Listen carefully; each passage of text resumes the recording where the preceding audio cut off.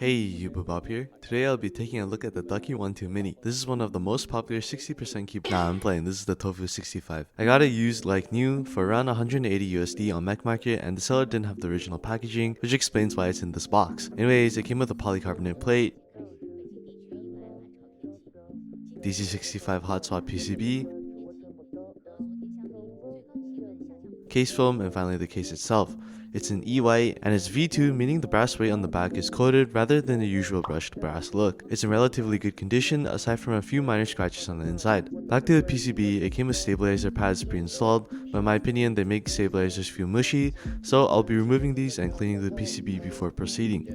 With that out of the way, I can now install the new stabilizers, which are lubed, wholly modded, and wire balanced Duarc V2s. With those installed, I test them for any rattling or ticking.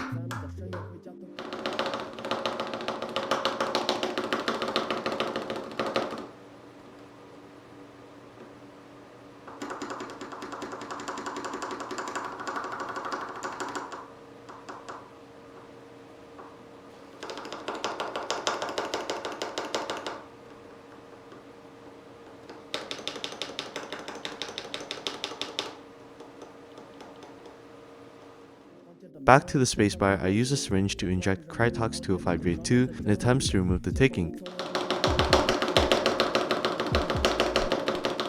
However, the issue persists, so then I cut two small pieces of foam and inserted them beneath the wires, a trick I saw on Reddit. I also injected even more lube, but the ticking still continues. As you can hear here, when I move the spacebar up and down, there's a slight tick.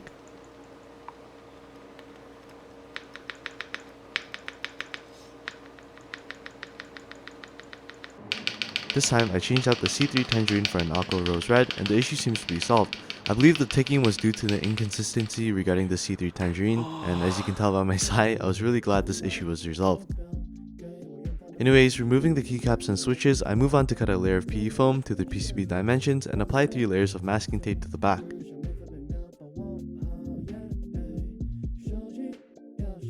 Moving on to the switches, I will be using 62-gram looped and filmed C3 Tangerines. Although the top out sound of these are kinda ugly, the client cared more about the typing feel rather than acoustics, so this won't be a big issue.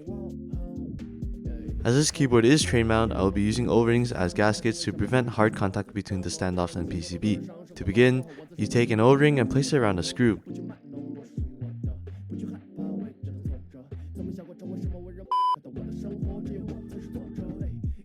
After, take the screw and insert it into the PCB. Once in the PCB, take another O-ring and place it around the screw once again.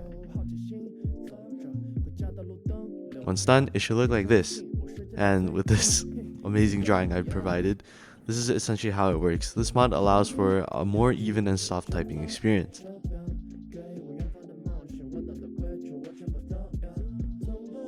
Now, once I've repeated that for the 3 remaining screws, I add the case foam and prepare to screw the board back in. While doing this, I make sure to only lightly tighten the screws to preserve the gasket effect. I'm also making sure that there's no stress on the USB-C port. Okay, with that being completed, we can now move on to the keycaps. The client decided to go with GMK Hammerhead clones as the blue/teal theme matched their setup. These are double shot ABS and decent for their price. Aside from a few inconsistencies in the font, the legends are crisp and they feel quality.